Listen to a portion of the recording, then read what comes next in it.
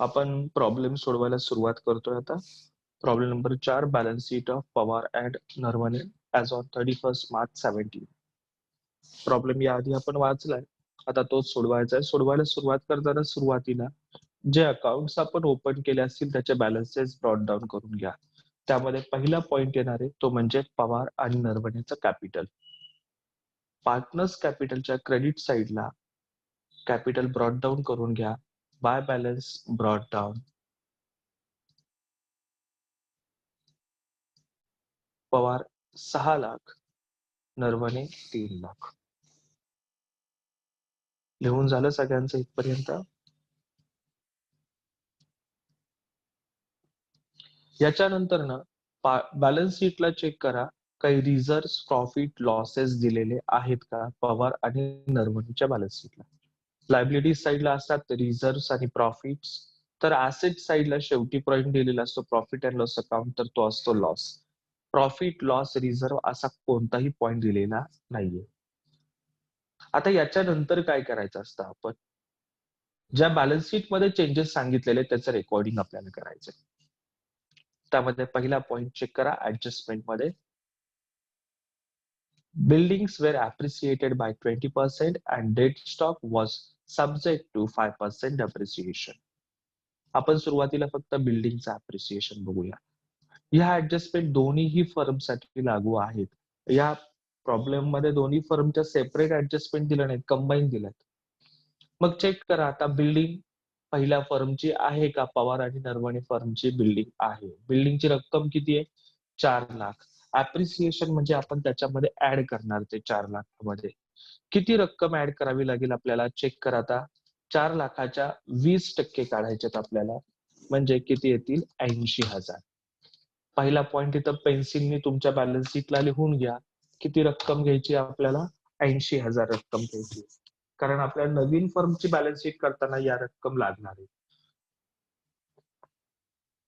त्याचा इफेक्ट कुठं जाणार आता? रिव्हॅल्युएशन अकाउंटच्या डेबिटला का क्रेडिटला? रिव्हॅल्युएशन अकाउंटच्या डेबिट साईडला कोणते पॉइंट्स येतात, तर एक्सपेन्सेस आणि लॉसेस हे डेबिट साईडला येते. तर क्रेडिट साईडला काय येणार आहेत? तुमचे प्रॉफिट्स,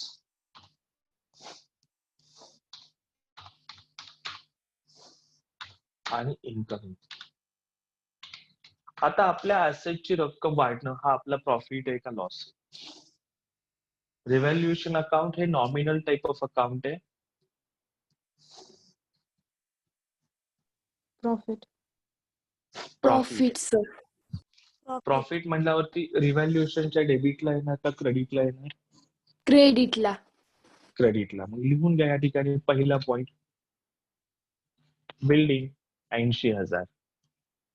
हे 80,000 कसे आले, तर 4 लाखाच्या 20%. तिथं लिहून घ्या वाटलंच तर आपल्या माहितीसाठी.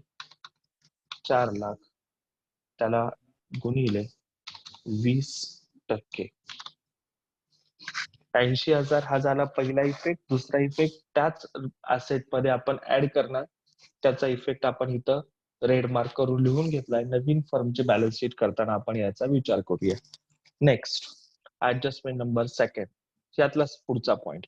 Dead stock was subject to 5% depreciation. Check करा इथं डेड स्टॉक आहे का पवार आणि नरवणेच्या बॅलन्स शीटला. इथे दिसतोय आपल्याला. किती दिसतोय? हायलाइट केलाय मी बघा. 50,000. या 50,000च्या किती काढायचे आपल्याला? 5% डेप्रिसिएशन काढायचं. Dead stock subject to 5% depreciation. Depreciation आपण काय करतो? नेहमी करतो वजा करतो, बरोबर आहे ना? डेप्रिसिएशन आपण किती? 5% वजा करणार. 50,000च्या 5% काढा. 50,000च्या 10% काढले, 5,000 आले. 5% त्याच्या निम्मे करा, किती येतील? 2,500. इथं पहिल्यांदा बॅलन्स शीटला मायनस मध्ये लिहून घ्या 2,500 डेप्रिसिएशन. ऍसेटची रक्कम कमी होणं आपला प्रॉफिट आहे का लॉस आहे? प्रॉफिट आहे का लॉस? लॉस आहे. लॉस. रिव्हॅल्युएशन अकाउंटचे कुठे येणार? Debit side. डेबिटला. लिहून घ्या इथं. टू डेड स्टॉक किती 2500. ब्रॅकेट मध्ये आपल्या माहितीसाठी 50,000 त्याला गुणिले 5%. अशी रक्कम किती येणार आहे 2500. हा झाला एक इफेक्ट. आणि दुसरा इफेक्ट आपल्याला काय करायचा बॅलन्स शीटला वजा करायचा, तो आपण इथं लिहून ठेवलेलाच आहे. इथपर्यंत सगळ्यांना समजलं? इथपर्यंत समजलंय का सगळ्यांना? Next point. Plant as well as machinery was taken at 10% less. Adjustment number second बघतोय आपण. 10% लेस म्हणजे काय 10% कमी किमतीला घ्यायचंय. म्हणजेच काय 10% काय घ्यायचंय आपल्याला डेप्रिसिएशन घ्यायचंय. मग चेक करा आता प्लांट अँड मशिनरी इथं आहे का? कोण बोलतोय? वैष्णवी काय विचारायचंय तुला?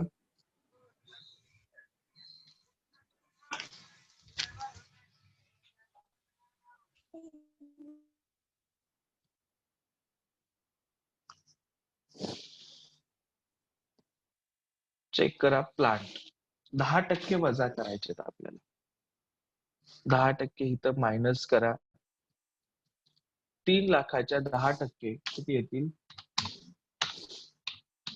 30,000.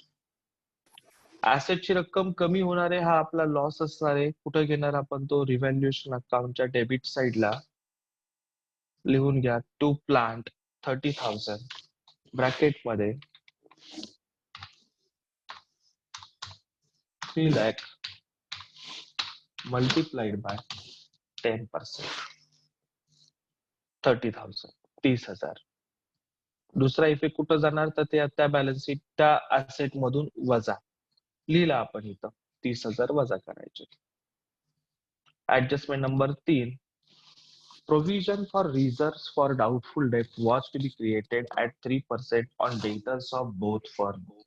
दोन्ही फर्मच्या डेटर्स वरती डेप्रिसिएशन घ्यायचंय आपल्याला. किती 3% डेप्रिसिएशन घ्यायचंय. मग चेक करा आता डेटर्सची रक्कम किती आहे 2,80,000.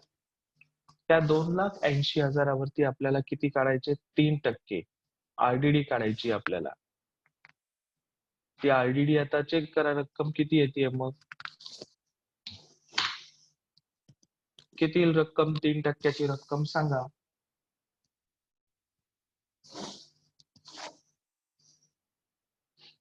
$2,80,000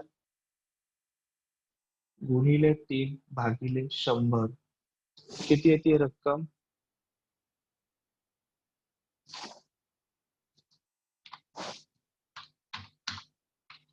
8,400. ही रक्कम बरोबर आहे 8,400.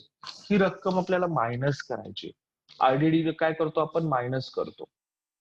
मग लिहून घ्या याचा इफेक्ट या ठिकाणी रिव्हॅल्युएशन अकाउंटच्या डेबिट साइडला 2RDD 8,400 ब्रॅकेट मध्ये आपल्या माहितीसाठी परत आपण इथं लिहिणार आहे 2,80,000 त्याला गुणिले 3%. रिझर्व्ह फॉर डाऊटफुल डेट म्हणजे आरडीडी हा लॉस नसतो तर लॉस होण्याची शक्यता असते अशी रक्कम असते. It's a provision for. पण हे रिझर्व्ह आपण समजतो याला. Next last adjustment. Provision for discount on creditors of both firm was to be made at 2%. आपल्याला डिस्काउंट क्रेडिटर्स वरती काढायचं. किती आहेत क्रेडिटर्स पवार आणि नरवणे 2,50,000. याच्यावरती किती टक्के काढायला सांगितलेत आपल्याला 2%. मायनस डिस्काउंट आपण नेहमी काय करतो मायनस करतो. डिस्काउंट मायनस करायचं आहे आपल्याला 2,50,000 त्याला गुणिले किती करायचे 2 भागिले 100. उत्तर किती येत आहे 5,000. गुड 5,000. ही तर लायबिलिटी साइडला वजा करून घ्या. आता चेक करा लायबिलिटी कमी होती आपलं देणं कमी होतं. हा आपला प्रॉफिट आहे का लॉस आहे देणं कमी होणं आपला प्रॉफिट आहे का लॉस आहे? कोणीच बोलत प्रॉफिट. नाही. प्रॉफिट. म्हणजे कुठे आहे ना, रिव्हॅल्युएशन अकाउंटच्या क्रेडिट साइडला क्रेडिट जातो. साईडला. बरोबर आहे. By reserve for discount on creditors.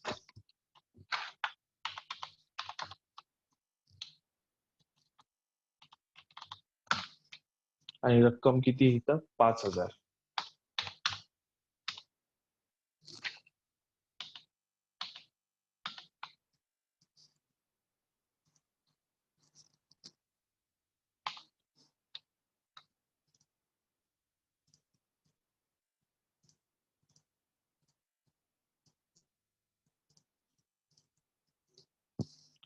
आता ऍडजस्टमेंट कोणती राहिली आहे का?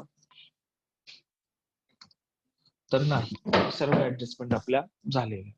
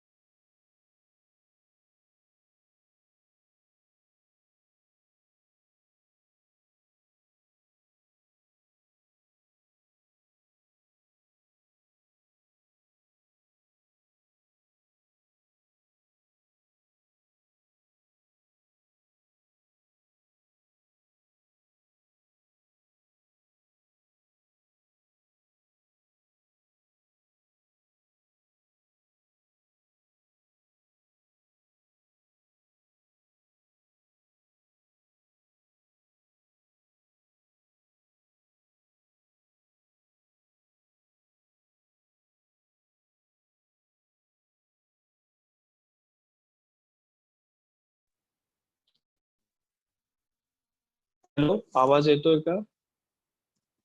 आता क्लोज करायचे आपल्याला अकाउंट. क्रेडिट साईडची आधी बेरीज करा. 80,000 आणि 5,000 बेरीज किती येईल? 85,000. तर डेबिट साईडची टोटल बघा किती येणार आहे? 30,000 अधिक 8,400, 38,400 अधिक 2,500, 40,900. म्हणजे याचा अर्थ क्रेडिट साईडची बेरीज जास्त आहे, ती आपल्याला दोन्हीकडे लिहून घ्यावी लागेल. 85,000, 85,000. या 85,000तून या रक्कम वजा करा. जो डिफरन्स येईल तो या ठिकाणी लिहून घ्या. किती येतोय? 44,100. आता हा 44,100 रुपये डिफरन्स हा प्रॉफिट आहे का लॉस आहे? तर डेबिट साईडला डिफरन्स, मी बऱ्याचदा मुलांना प्रश्न विचारतो की डिफरन्स हा प्रॉफिट आहे का लॉस आहे? तर प्रॉफिट काय? कारण डिफरन्स डेबिटला आला. पण डेबिटला आला तर का डेबिटला आला? कारण त्याचा क्रेडिट साईड जास्त आहे ना, ही तर प्रॉफिटची रक्कम जास्त आहे, म्हणून डिफरन्स डेबिट साईडला आलाय. का? ही तर प्रॉफिट किती झाला? 85,000 आहे.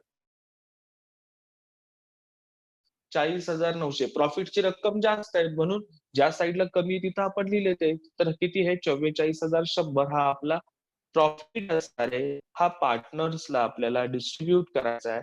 प्रॉफिट शेअरिंग रेशो दिला नसेल तर प्रॉफिट शेअरिंग रेशो इक्वल घ्यायचा असतो आणि रक्कम येणारे दोघांनाही 22,050, 22,050. दोन्ही पार्टनरला त्यांच्या प्रॉफिट शेअरिंग रेशो मध्ये वाटायची रक्कम. इथं लिहून घ्या ब्रॅकेटमध्ये, प्रॉफिट ऑन रिव्हॅल्युएशन.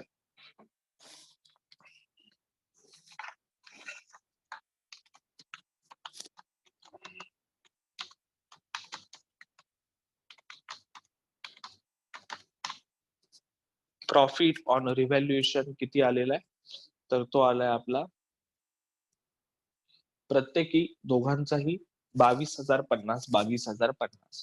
रिव्हॅल्युएशनच्या डेबिटला तर पार्टनर्स कॅपिटलच्या क्रेडिटला तोच पॉइंट तुम्हाला लिहून घ्यायचा आहे. By revaluation account 22,050 22,050. आणि याच ठिकाणी आता हे अकाउंट सुद्धा तुम्हाला क्लोज करायचंय. डेबिटला रक्कमच नाहीये म्हणजे क्रेडिटलाच त्या रक्कम दोन्ही क्रेडिटच्याच रक्कम तुम्हाला डेबिटला लिहून घ्याव्या लागणार आहे. 6,22,050 टोटल येईल पवारची आणि नरवणेची टोटल येईल परत 3,22,050. त्याच डेबिटला लिहून घ्या आणि या दोन्हीही रक्कम transfer to new firm account partners कॅपिटलच्या डेबिट साइडला लिहून घ्या टू न्यू फर्म अकाउंट 6,22,050. तर नरवणे कॉलम मध्ये 3,22,050. आणि अशा पद्धतीने पवार आणि नरवणेचं अकाउंट या ठिकाणी कम्प्लीट झाले अकाउंटिंग. याच्यामध्ये कोणाला काही शंका आहे का आता जे आपण बघितलंय त्याच्यामध्ये?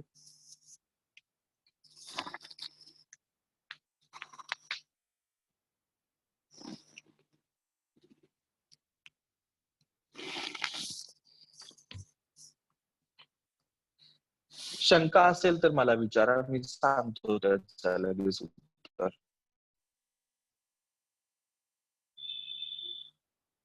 कारण टाइम संपत आलाय आपला आता. चालेल. आता घाटे आणि शेख सेम ऍडजस्टमेंट अशाच आहेत. ह्या ऍडजस्टमेंट पवार नरवणेच्या होत्या त्याच घाटे आणि शेखच्यात. प्रॉफिट शेअरिंग रेशो घाटे शेखचा पण दिला नाही म्हणजे तो पण किती असणार आहे? इक्वल असणार आहे.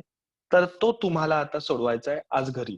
आणि उद्याच्या लेक्चरला किंवा ह्याच्या पुढच्या लेक्चरला आपण ह्या दोघांची कंबाईन बॅलन्स शीट आपण बघणार.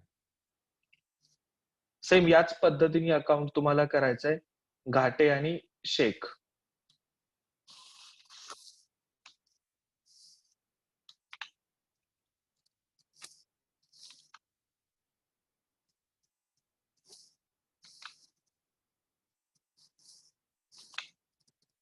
हे आपण पुढच्या लेक्चरला बघूया. आता हे तुम्हाला सोडवायचंय पुढच्या लेक्चरला. मी फक्त काय करणार आहे त्या ठिकाणी आन्सर चेक करणार आहे आणि त्याच्यानंतर आपण न्यू फर्मची बॅलन्स शीट तयार करूया. आजच्या लेक्चरचा टाइम संपत आलाय. 5 मिनिटं राहिली आहेत. आपण सगळ्यांच्या आता नोट्स चेक करूया.